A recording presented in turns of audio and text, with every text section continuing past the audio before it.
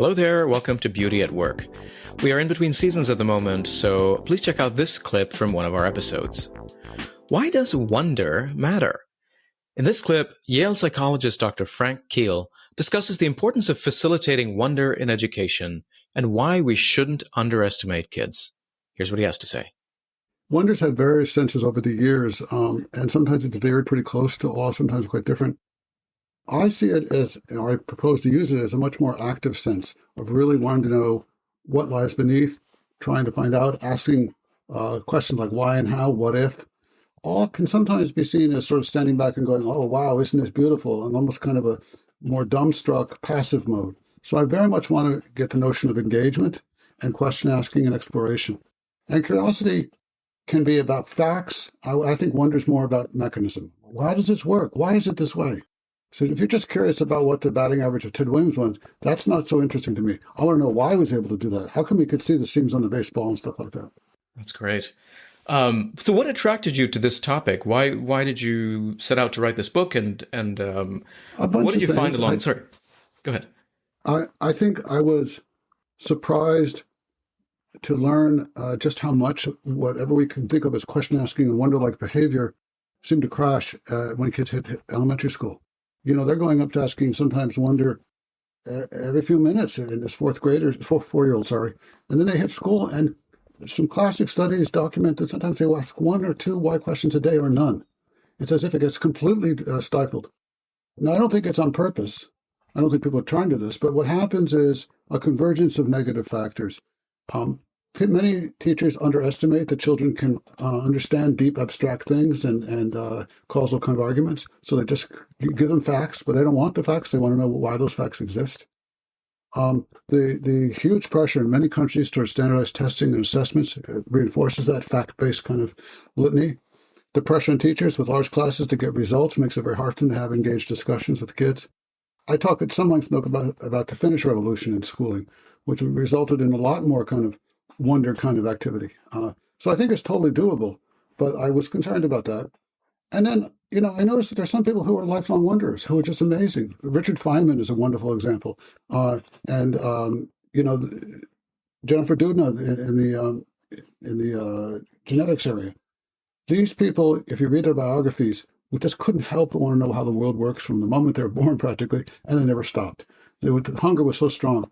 There's some wonderful cases in history. Thomas Young, this polymath back in the 18th century, who discovered everything from physics to music to life insurance. These incredible patterns. These people, when they're on their deathbed, they just want to know more. That's what they care about. Nothing else matters. So that's kind of why. And then my own self, I just joy in learning about things. And I said, why is this so fun? Yeah.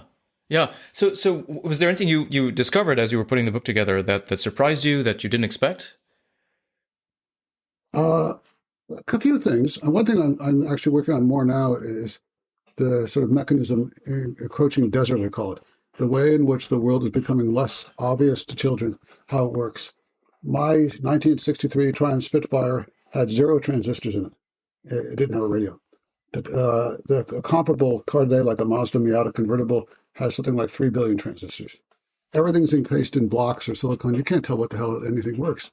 You talk to undergraduates, they have no idea. Now, they might say they know code instead, but they don't really know code. They know how to use it.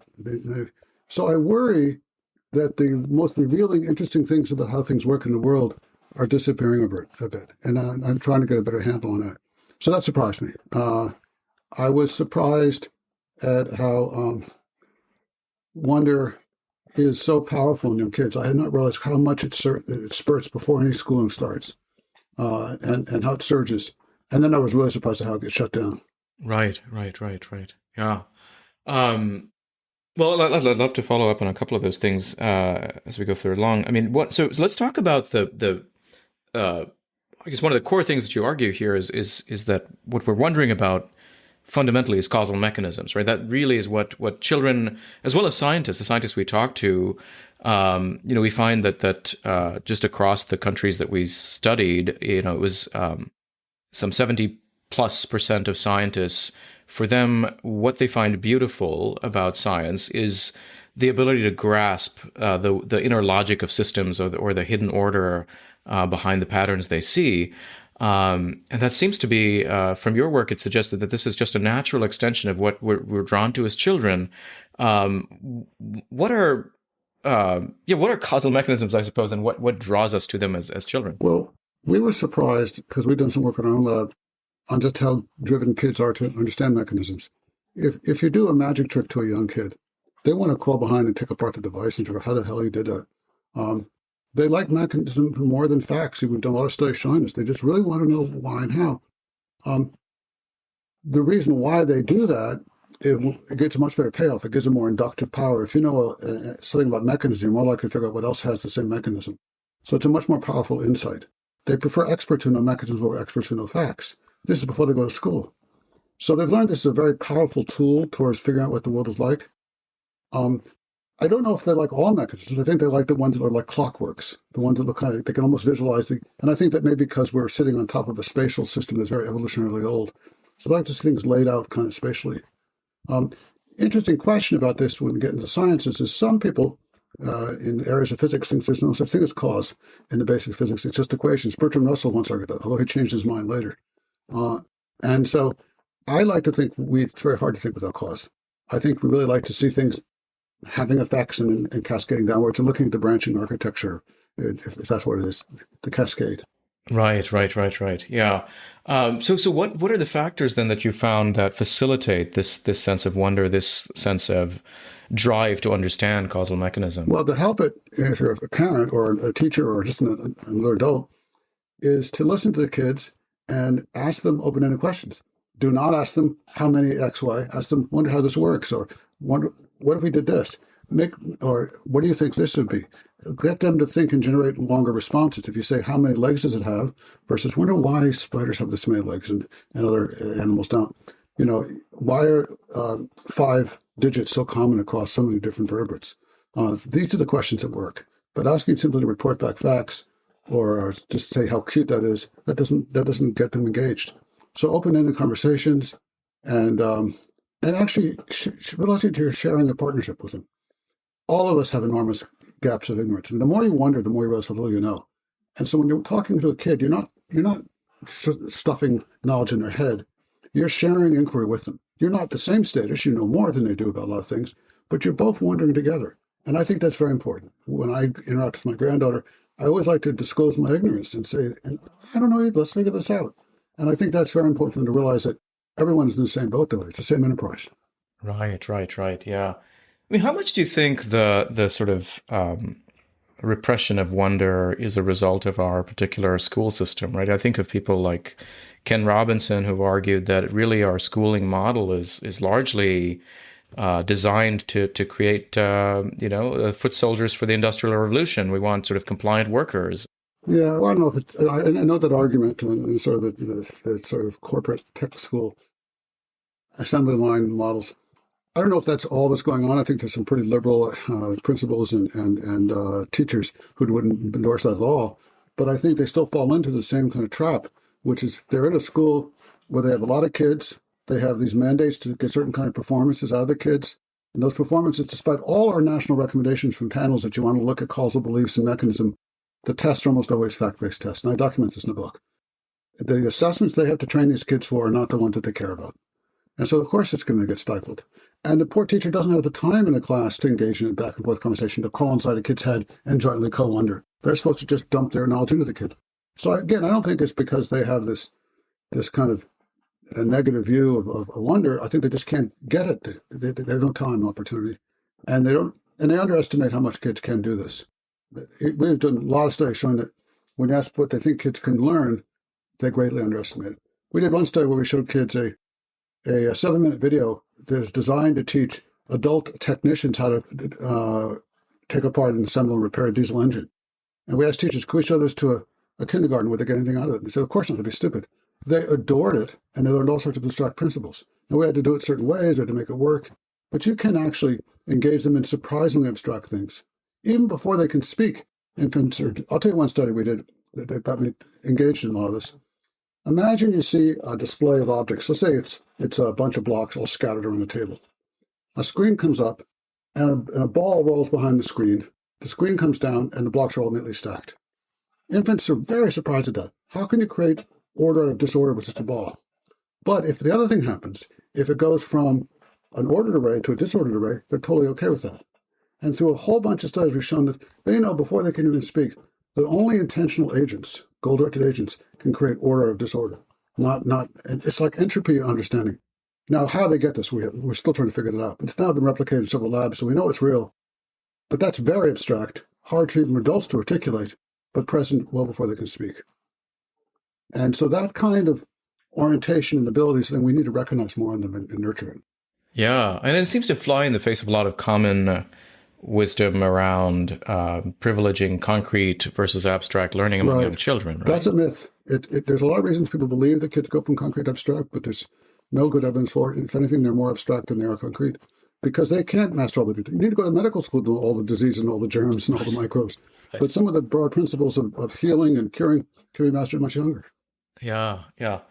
Yeah, it's been such a fascinating read. I mean, my own, I think of moments in my own schooling where I think I was really incentivized to memorize stuff. And, I think I did very well in science as a student, but it was largely just sort of regurgitating facts and formulas and so on. And I think, you win prizes for those things, and then it becomes a self-reinforcing incentive system. And so when I came across a physics and math teacher who actually was sort of a model for the kind of wonder-fueled science that I see among many scientists now that I'm studying, I just found him to be a crackpot. I thought, this guy is very strange. He seems to see mechanisms that drive everything. And we'd watch a movie, and he would want to explain, why this particular thing moves in this way, and seem to have this love for seeing those patterns and processes. And I mean, there's a tricky part to this, which is kind of like Richard Dawkins once talked about learning to play the violin, and why it's kind of painful at first, but you get this great output at the end. It's good to memorize some things because they give you a platform to think with. If you don't memorize your timetables and your addition tables, you don't get to see the structure of math that lies beneath. You don't get to see how math is all about structure. It's not about doing processes. There's this incredibly rich architecture, and you can't see it if you're just if you have no sense of how the numbers lay out, and that means having to memorize some stuff. So I hate just memorization, but I don't think we want to have kids think that you need to get to some slogging to get to see the good stuff. And so the great teacher sort of makes that clear. Let's play this game. Let's get this in. Do it kind of not painfully, but once you get those facts in place, then you start to see how interestingly it is to have that. If you don't have some shared knowledge base, it's much harder to engage in productive discovery. Right. So adequate description seems really important too, right? Not just sort of looking for explanation, but also laying out here's how things are structured and ordered. And yeah, but not too much detail. Again, there's always a question of digestible chunks. You don't want to overwhelm them. You want to give them enough to give something to pivot on, something to use as a platform. Not too much, because you can always revisit it. Right. So one of the things I want to talk about obstacles to wonder again among the scientists that we're studying, and one of the things that keeps coming up is stories of scientists who started out their PhD programs really fueled by wonder, really wanting to know how certain things worked, and then get caught up in this as they certainly climb the career ladder, get caught up in the pursuit of chasing after grants and the publish or perish pressure that they're facing. And we hear from people that scientists today have much less agency and autonomy in pursuing the kinds of projects that say at the postdoc level than they used to 50 years ago. And then we have scientists telling us that the sense of wonder that I had when I started has been beaten out of me by the pressures of the system. It's a big issue. It's also sadly not equally distributed. If you're a faculty member in most medical schools, you all your salary comes off grants. So that means you cannot even afford to feed yourself unless you're getting grants. Now, the grants that are available aren't always in your area of interest. They might be in some topic that's very applied and not really what you care about. But you got to keep turning those grants through, usually 2 or 3. I've heard of schools where the lab walls are literally on wheels, and as your grant income starts shrinking, the walls start shrinking in and going to other people. So that's very bad. But even in places where you have a full-time salary, like I fortunately have had, the pressure is ramping up ever more to look at your productivity and developing a portfolio of publications. And the conservative approach is to work in one topic and really get deep into it. Don't take too many risks. And I think that's unfortunate because the excitement is taking a risk, trying something crazy and finding it works and being willing to fail. And that's very high stakes today. One of the things that's happened is, I think we talked earlier, everything is metricized now. You can look up. When I started out, I had no idea how I was doing. I just was pursuing ideas. But now you can look up and see how many people are citing you. There's these various scores of how productive you are. Everything is out there. It has a very different flavor. One of the scary things I've learned also, which I think de-incentivizes, is you're expected as a young investigator to market yourself. I heard a story recently which blew me away about a very hotshot molecular biologist who was being recruited by a number of schools. And some of the places asked him, so how are you managing your public portfolio? How are you doing your Twitter releases? How are you doing your Instagrams? Because we know that's important. I do the skills there to really rock up to the front. And I thought, that's the last thing you want. I mean, I don't like that because I feel like, how would I know that my stuff has really have an impact because of the science or because I'm a good PR specialist? And I think that is corrupting as well. No, this is a really serious issue. I wonder. I mean, in your own lab, have you found ways to help your team sustain their sense of wonder in the face of these pressures? I wouldn't say I do it perfectly, but one of the things that's very important to me is that my students have ownership over a project. So I virtually never say do study 3A in my grant. I have a research assistant who's paid to do that. And even those, I try to get some ownership feeling. So I often say, what do you care about? What do you like? And we brainstorm. And if I say, I don't resonate with any of this, then maybe I suggest they work with someone else on that project. But I'm ridiculously ADHD, so I'll pick up an interest in almost anything. In fact, I rarely publish more than 5 to 10 papers on a topic because I just get so bored. So I welcome new ideas all the time. And I tell them, I want you to become better at this and know more about this than I do soon. I want you to own it. And I think that's very motivating. And we try to do our lab meetings by always asking, why should we care about this? Why is this interesting? Why does it matter? Not because someone else published something, we have to replicate it. That's the last reason I want to do it. Sometimes you have to do it to get started, but that shouldn't be the primary motivation. You should say, this is just plain interesting. There's a hole here, and it needs to be filled because without it, we can't really tell the right story, the full story. Well, it leads me to think about the relationship between wonder and something like humility, which seems really important for the current, challenges in science, like the replication crisis, and again, the pressure to overinflate your claims and so on in order to get funding. I did some work with Templeton Foundation, which really is into humility, emotional humility. I think there's different brands. I don't think you want the emotional humility that means you're intimidated. You're not willing to be daring and bold. But at the same time as being daring and bold, you have to admit your ignorance, admit that others might know more than you. But it doesn't mean you shouldn't speak up. I've been in groups where the younger career people don't dare speak out for fear that they might get screamed or it's not appropriate. I want to hear what they think. So I think humility is so important in terms of recognizing that you might be wrong or be woefully ignorant or there are experts you need to speak to. But it's equally bad to be humble if it's paralyzing. If it means I'm just not good at this stuff, it's hopeless, I can't understand it. I should just be subservient and let the big guns tell me what to do. You should always be willing to try out your ideas and see what they think of them. So I think there's a true wonder, in my sense, has a boldness to it, an adventurousness to it, while still realizing that you might be incredibly fallible and wrong. Mm-hmm. Do you find that any qualities are required in order to persevere in the face of failures, in the face of being wrong? And because it could be incredibly discouraging for a lot of people to pursue a line of inquiry when success isn't forthcoming. I don't study individual differences much, so I don't know that for sure. But I do think there's a pretty good literature suggesting if you focus on extrinsic factors as opposed to intrinsic factors, this goes back 50 years.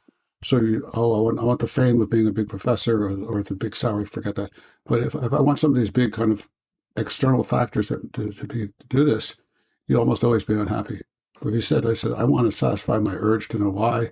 I love unfolding this kind of structure that's going here. It's so cool to share in the thrill of discovery and kind of high five. We just figured this out. So to focus on those factors is important. And some people need a little guidance to see that's what really matters. Unfortunately, a few people want to go into research and academia because they love the idea of the prestige. That's the last reason you want to go. Beauty at Work is brought to you by Templeton Religion Trust. If you enjoyed this clip, go check out the full episode. And please take a moment to subscribe and leave us a review. It really helps get the word out about the show. Thanks, and see you next time.